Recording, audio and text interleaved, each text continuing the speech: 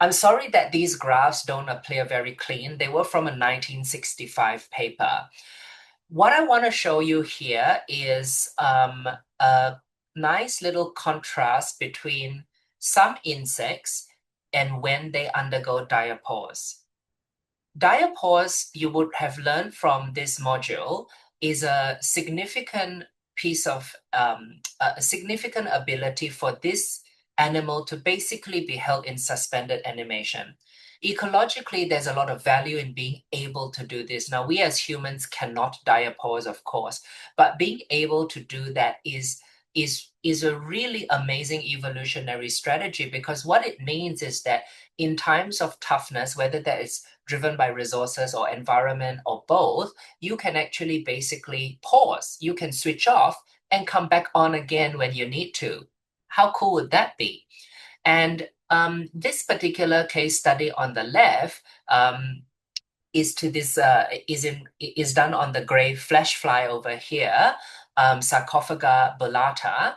And these two populations, one in Missouri and one in Illinois in the US, they basically show the same patterns. And what the patterns are is that when you have a huge increase in day length, so on the x-axis, that's day length, you'll notice that virtually none of the insects undertake diapause, which is shown in the proportion mean here in the y-axis. So down here, it shows you that once the day length is from 13 hours and above, so these are probably summer, why would a fly waste the summer time, right? So we would typically refer to these species as long day species, because the day length is long, so the day is long, so long day, and they are active when the day is long. So here you can see long day species, typically the pattern associated with them is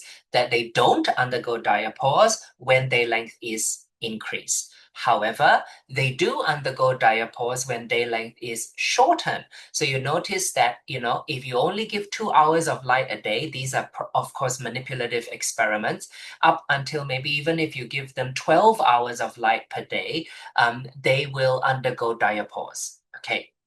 Flip a coin now, and you'll notice that you have the inverse pattern over here. Species one is actually this guy over here, which is a leaf hopper. I don't know that, can't remember off the top of my head the species name, but it is in the online material. And species two is your classic silkworm, silk moth or silkworm, your Bombyx morii. And so you can see here that the pattern is reversed. What that tells us is that when your day length is short, they don't diapause. When your day length is long, they diapause. I kind of go, why is that? Well, there are some species that are short day species that favor being active when it is cooler. And there are many hypotheses as to why, because you'd like to think that for ectothermic animals like insects, why wouldn't you capitalize on the warmth of the summer?